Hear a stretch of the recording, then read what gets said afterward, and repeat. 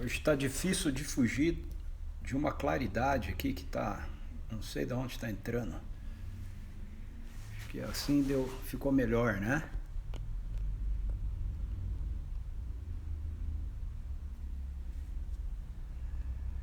Boa tarde, pessoal. Eu não sei porquê, mas hoje eu não estou muito satisfeito com essa uma claridade aqui estranha.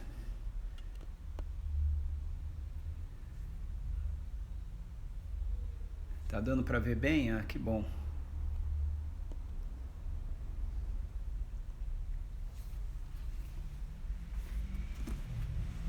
Bem-vindos, vamos chegando aí. Vamos aguardando a chegada do pessoal, a gente tem alguns minutinhos. Enquanto isso eu vou dando um oi aí pra turma.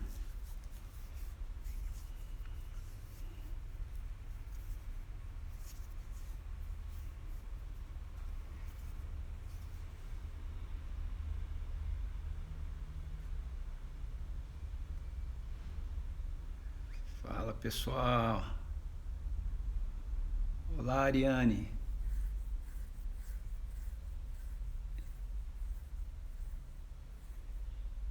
Oi, Maristela. Não. As lives daqui ficam no meu canal do YouTube.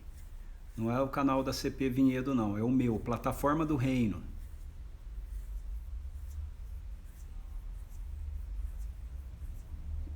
Depois eu te envio, Maristela, o endereço certinho.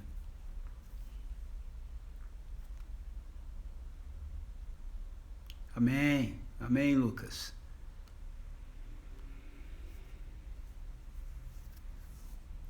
Oi, Carol. Bom que você está aí.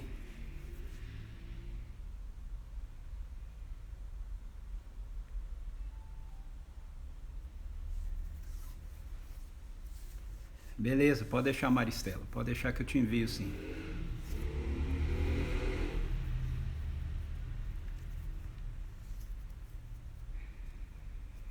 As lives que ficam lá no canal da CPV são os cultos de domingo que a gente está fazendo e o Dinamis. Esses aqui eu deixo no meu canal pessoal do YouTube.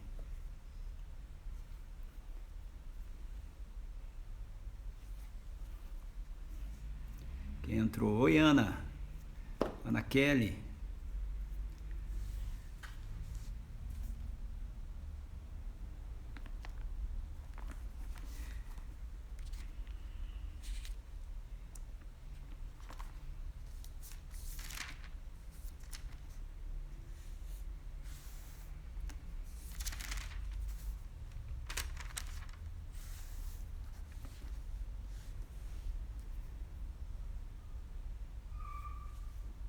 Tirar meu óculos aqui que eu não enxergo de perto com ele.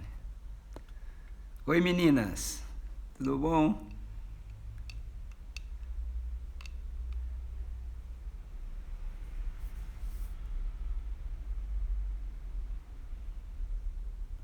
A Mirella. Mirella tá aí hoje. Que legal, hein, Mirella, que você tá aí junto com a gente.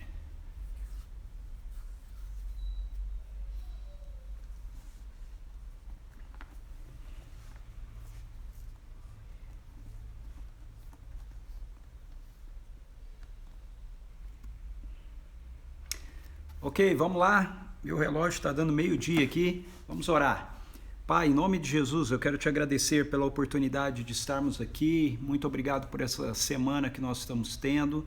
Nós queremos te louvar, reconhecer a tua glória, o teu poder, a tua majestade, a tua bondade sobre nossas vidas, tua misericórdia estendida sobre o nosso mundo, Senhor, apesar das circunstâncias que nós vivemos, ó Senhor.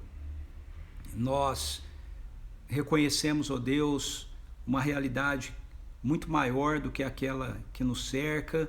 Nós temos a revelação e o conhecimento de uma verdade superior a tudo aquilo que, na maioria das vezes, está sendo anunciado nos jornais e debatido pelos repórteres, ó Senhor, e pelos poderosos dessa era, Senhor amado, como diz a tua palavra através do apóstolo Paulo, se os poderosos deste mundo entendessem e tivessem realmente o conhecimento verdadeiro, eles jamais teriam crucificado a Cristo Jesus, eles jamais se oporiam ao governo amoroso de Jesus, mas eles não têm esse conhecimento, Senhor. Nós pedimos ao Pai que o Senhor nos encha, Senhor amado, de compaixão para com as pessoas que estão escravas, o Senhor amado, do príncipe da potestade do ar, que estão enganadas, ó Deus bendito, achando que vivem numa liberdade que na verdade não é liberdade, mas as escraviza. E nós te pedimos, ó Deus, que a nós que pela sua misericórdia e graça, essa realidade já foi desvendada, Senhor, os nossos olhos que já foram abertos, ó Deus, nos leve a ter um coração disposto, Senhor Deus, a fazer aquilo que estiver ao nosso alcance, para que pessoas saibam a respeito da realidade do teu reino, Senhor, que chegou em Jesus e que avança, Senhor amado, através do teu Espírito, Deus, no meio de nós, na nossa história, no nosso mundo, conduzindo tudo para o grande desfecho, Senhor amado, que nós vimos ser começado por Jesus, iniciado por Ele através daquilo que nós comemoramos essa semana e chamamos de Páscoa, Deus. Em nome dele nós oramos, pedimos agora, Espírito Santo, que o Senhor traga a nós iluminação e revelação a partir da tua palavra, em nome de Jesus. Amém. Amém. Muito bem. Hoje nós vamos olhar para Mateus capítulo 27, então nós estamos caminhando nessa semana da paixão com Jesus através do Evangelho de Mateus, vendo os acontecimentos da última semana, né, da sua vida aqui conosco. E hoje nós vamos olhar para o capítulo 27, o capítulo 26 se encerrou, né, com Jesus sendo julgado pelo Sinédrio e Pedro negando Jesus e chorando amargamente. Nós falamos ontem a respeito de que essa é a postura que a gente deve ter quando nós, limitados pela nossa insuficiência, enganados pelo medo, nós falhamos, nós negamos a Jesus, nós não o representamos bem. Nós dissemos que a postura de Pedro é aquela postura que a gente deve ter, uma postura de arrependimento, na certeza de que sempre Jesus vai olhar para nós com compaixão e com misericórdia. O capítulo 27 é o capítulo que vai narrar para a gente, então, o restante do processo do julgamento de Jesus e a sua consequente morte por crucificação. O texto ele começa trazendo ainda essa ênfase de que tudo está acontecendo mediado pela força das estruturas do presente século, das estruturas que promovem a realidade do sistema da maldade dentro desse presente século, dentro dessa presente era. E esse sistema ele está atrelado no Evangelho de Mateus ao poder religioso que estava nas mãos dos saduceus e também dos fariseus, e agora ele vai introduzir aqui a aliança com o poder político, que é o poder de Roma, no contexto deles ali representado por Pilatos, por Pôncio Pilatos, não é? E Mateus continua dando essa ênfase de que tudo aquilo que aconteceu com Jesus não aconteceu de uma forma justa, não aconteceu de uma forma íntegra, aconteceu mediante um pacto de traição. Então o capítulo 27 começa dizendo: assim que o dia amanheceu, todos os chefes dos sacerdotes e os líderes religiosos, anciãos do povo, conspiraram para condenar Jesus à morte. Então, amarrando-o, levaram-no e o entregaram a Pilatos, o governador. Então, nós começamos aí a ver a parte em que Roma, né, passa a ter envolvimento com essa parte relacionada à morte de Jesus, à condenação de Jesus. mas antes de irmos para Pilatos, vem aí o contraste, né, da atitude de Judas frente à traição dele. Ontem eu comentei, né, que qual é a diferença entre Pedro e Judas. Pedro representa aqui os demais seguidores, os demais discípulos de Jesus também, porque todos eles disseram que não abandonariam Jesus, que não iriam negar Jesus, mas todos eles fazem isso, todos eles o abandonam, todos eles o negam. Pedro dentre eles é aquele que tem mais coragem e tenta acompanhar Jesus, mas o texto diz que ele segue Jesus de longe, ele fica fora. Ele tinha falado que ele estaria ao lado de Jesus, mas ele não faz isso. E a resposta de Pedro frente à falha dele é, como eu mostrei ontem, chorar amargamente, ou seja, ele é levado ao arrependimento, né? O seu coração responde com a falha dele com arrependimento, enquanto Judas, ele responde, na verdade, com remorso e ele bota fim na vida, né? A diferença de arrependimento e remorso é que o arrependimento, ele vem de uma tristeza que nos faz mudar de atitude, faz ver o nosso erro e faz a gente mudar de atitude, enquanto o remorso, ele nos amarga por causa do nosso erro, mas a gente não muda de atitude. Então veja o verso 3, e sucedeu que Judas, seu traidor de Jesus, né, ao ver que Jesus havia sido condenado, sentiu terrível remorso e procurou devolver aos chefes dos sacerdotes e aos anciãos as 30 moedas de prata, e declarou: pequei, pois traí sangue inocente. Mas eles alegaram: o que temos a ver com isso? Esta é tua questão. Judas atirou então as moedas de prata dentro do templo e, abandonando aquele lugar, foi e enforcou-se. Então, essa é a atitude de Judas, né? Uma atitude movida pelo remorso, não pelo arrependimento. Ele não tem uma mudança de atitude, ele tem apenas um sentimento de culpa profunda que o leva então a tirar a própria vida. E eu gostaria de destacar aqui também a postura, né, dos chefes religiosos, dos sacerdotes lá da época de Jesus. Como é que eles lidam, né, com essa questão de Judas? Eles lidam com uma postura completamente indiferente para com a dor de Judas, para com a crise dele, e eles são absolutamente hipócritas. Eles tomam aquele dinheiro, eles têm plena consciência daquilo que eles estavam fazendo, que não tinha a ver com a vontade de Deus, não tinha a ver com eles representarem a Deus, tinha a ver absolutamente apenas com a ganância deles. Eles sabiam que eles estavam errando.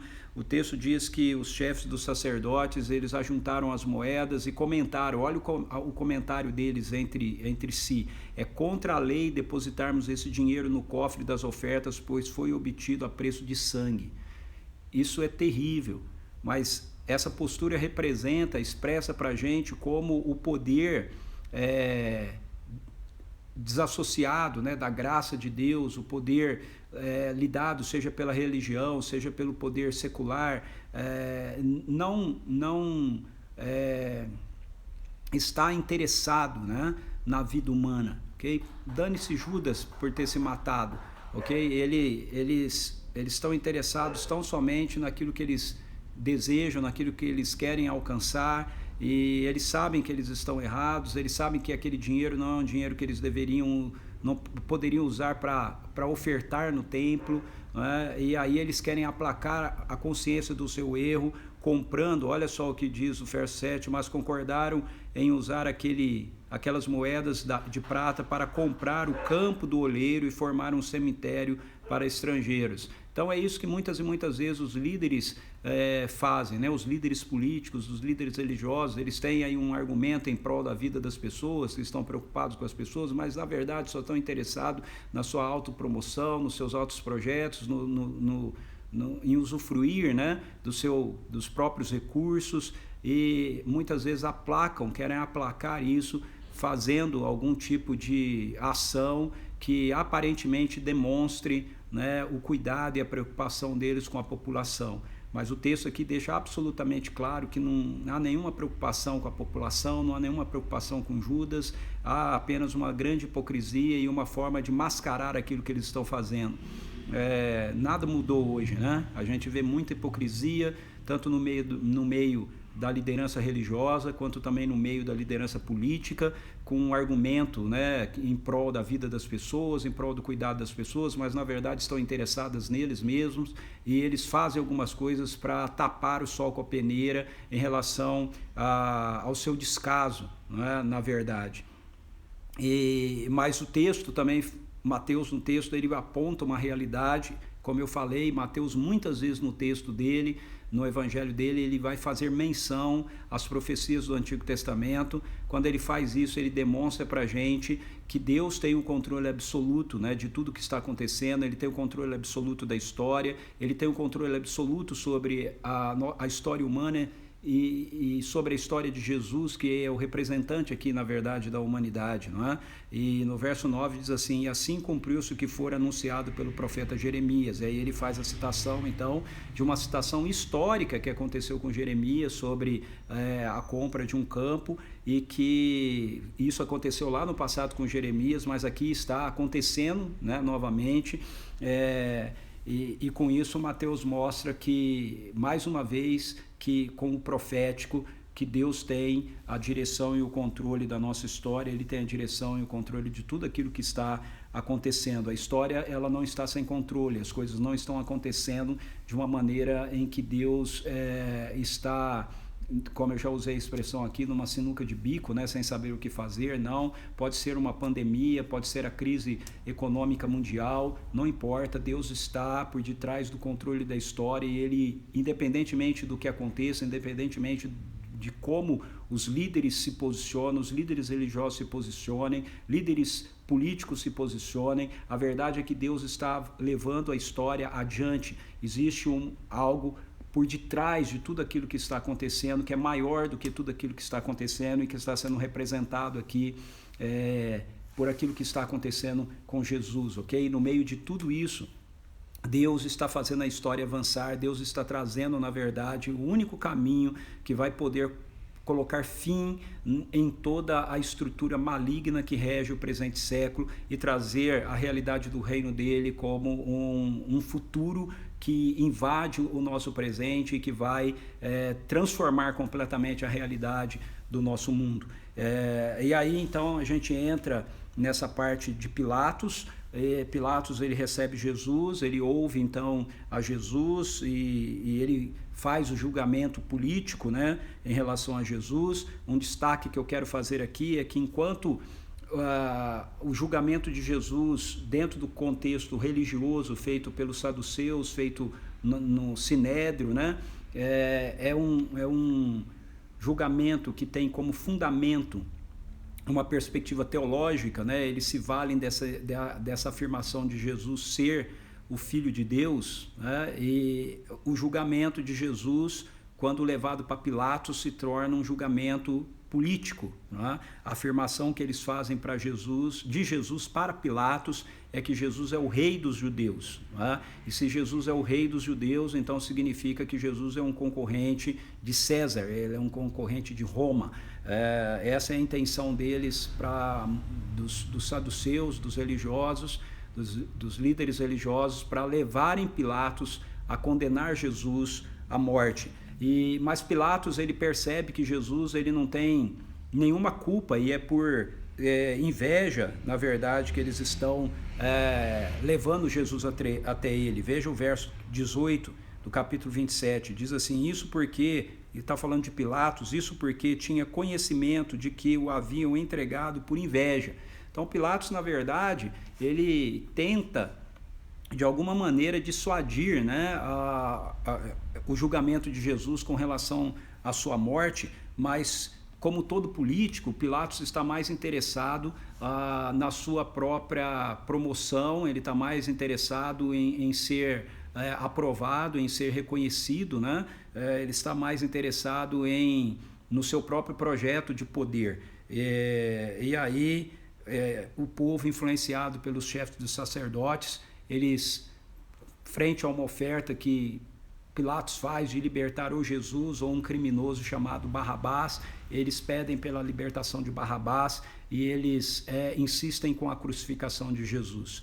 E muitas vezes a gente olha para isso, né, e a gente diz: o povo escolheu Jesus no lugar de Barrabás, né? E Barrabás foi solto e Jesus foi condenado, e Jesus morreu no lugar de Barrabás. Não, Barrabás, ele representa aqui todos nós, né? Jesus morrer no lugar de Barrabás é uma metáfora, né? Uma ilustração da realidade de que Jesus está morrendo no nosso lugar, né? Ele foi para a cruz não apenas por causa de Barrabás, não porque Pilatos soltou Barrabás e o condenou, ele foi para a cruz porque Deus o condenou no lugar de condenar a todos nós. E isso deveria trazer ao nosso coração uma postura de quebrantamento, de arrependimento e também de adoração profunda a quem Jesus quer, a quem Jesus é. Um outro destaque que eu ainda quero fazer aqui sobre Pilatos é que é uma outra postura que muitas e muitas vezes a gente vê nossos líderes, né, assumindo aqui, particularmente a liderança política assumindo, é que quando chegam situações com consequências, né, complicadas, eles acham que simplesmente dizer que não é da responsabilidade deles os justifica, né? Aqui Pilatos, ele tem uma postura, sim, ele tem autoridade. A mulher de Pilatos fala para ele não se envolver com a questão desse justo, porque ela foi afligida em sonhos, né, com ele. Mas qual é a postura de Pilatos diante da multidão, diante da pressão que ele está sofrendo aqui, uma pressão política, né? A gente vê no verso 24 dizendo assim: percebendo Pilatos que não conseguia demover o povo, mas ao contrário, um princípio de tumulto já era visível, ordenou que lhe trouxessem água, lavou as mãos diante da multidão e exclamou: estou inocente do sangue deste homem justo, esta é uma questão de vocês. Meus queridos, nós não podemos fazer o que Pilatos fez. Pilatos não se justificou por lavar as mãos diante da inocência de Jesus.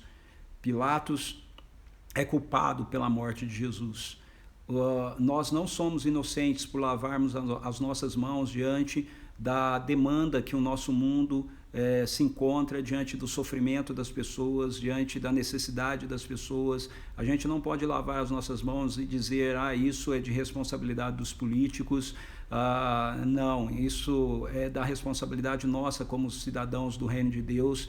E políticos também não podem lavar suas mãos dizendo: isso é da responsabilidade do governo federal ou é da responsabilidade do governo estadual. Não, isso é responsabilidade, a vida humana é de responsabilidade de cada um de nós. Nós somos responsáveis uns pelos outros, isso já foi mostrado por nós, a nós, através das escrituras, lá na história de Caim e Abel, quando Caim diz a Deus: por acaso eu sou responsável pelo meu irmão? A resposta é: sim, Caim, você é responsável pelo seu irmão. E a resposta para mim e para você, diante da dor, diante do sofrimento, diante do medo, diante da enfermidade, não apenas a causada pela pandemia, mas a causada pelo descaso do nosso governo, do sistema de saúde, do nosso governo, do nosso mundo, a necessidade, né, frente a essa decisão insana e irresponsável dos nossos governantes, que param uma nação toda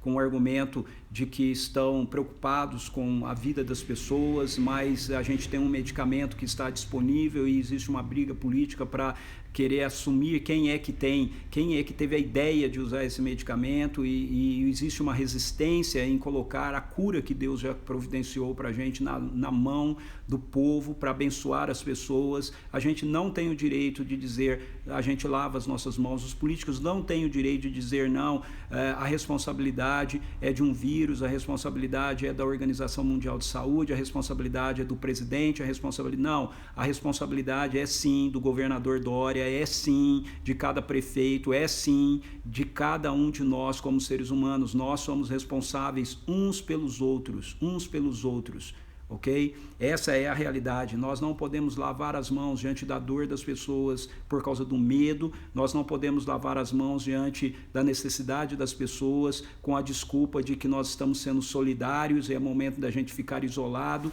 Não podemos, não é o que Jesus nos ensina. Jesus nos ensina através da parábola do samaritano e através da vida dele, que nós devemos tocar nos outros, nós devemos abençoar os outros, nós devemos servir os outros, nós devemos dar a nossa vida como Jesus deu a vida dele por nós.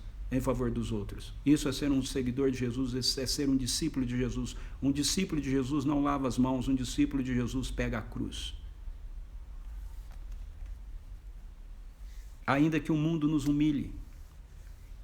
Essa é a sequência que, antes de Jesus ser crucificado, ele é humilhado profundamente, ele já tinha sido espancado pelos religiosos, pelos soldados do templo, e agora ele é colocado nas mãos dos soldados de Pilatos, e os soldados de Pilatos representam o mundo, e eles escarnecem de Jesus.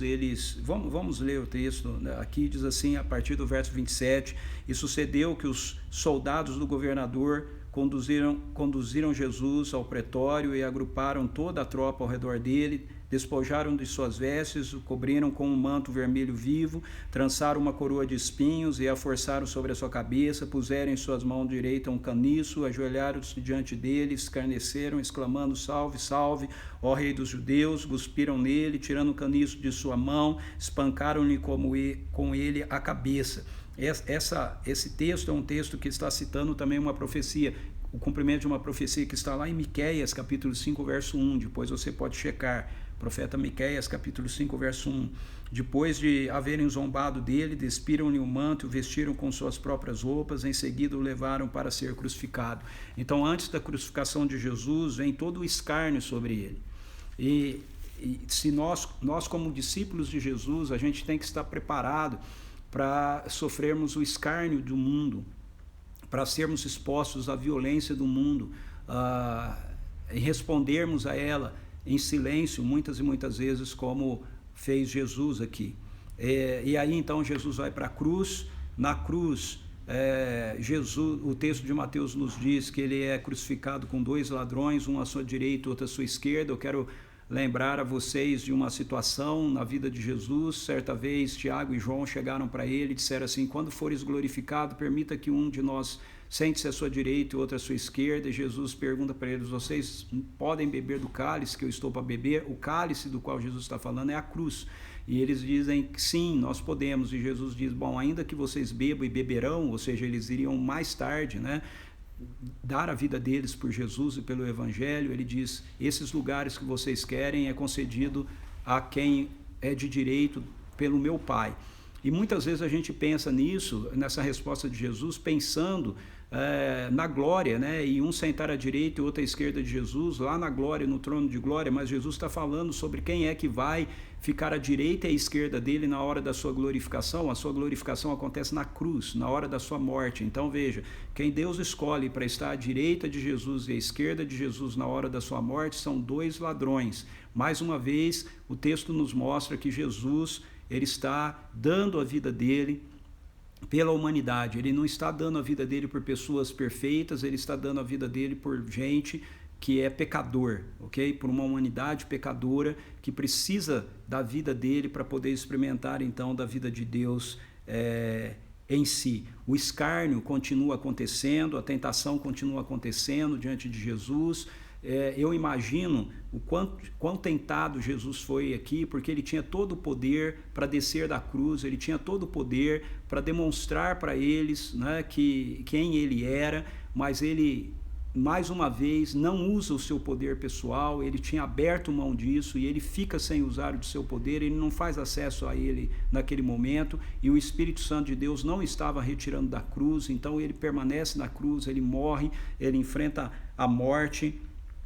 Por volta das 3 da tarde, diz que Jesus percebe toda a intensidade do abandono do Pai pela primeira vez em toda a sua vida, carregando o pecado da humanidade toda sobre ele. Ele sente aquilo que ele nunca sentiu na sua vida, o isolamento, a falta da percepção da presença do Pai com ele, embora o Pai nunca o abandone.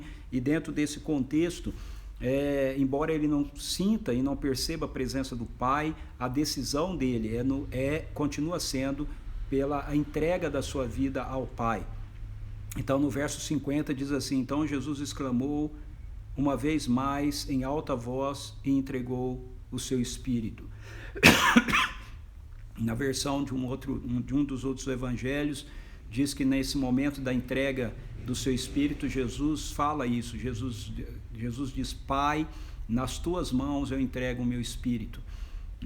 Eu acho que essa afirmação de Jesus é muito importante, porque as últimas palavras de Jesus na cruz não são: Deus meu, por que me desamparaste? As últimas palavras de Jesus na cruz são: Pai, nas tuas mãos entrego o meu Espírito. E quando Jesus entrega o Espírito dele, ou seja, quando ele rende a vida dele, ele entrega a vida dele nas mãos do Pai para encarar a morte, a realidade do céu invade a terra com uma força e um poder extraordinário. O texto diz que o véu do santuário é rasgado, o véu que separava o santo dos santos do santo lugar é rasgado de alto a baixo, há um grande terremoto, túmulos são abertos, santos, homens piedosos, profetas do passado, ressuscitam dos mortos e eles andam pela cidade de Jerusalém compartilhando a verdade de que Jesus de fato é o Messias.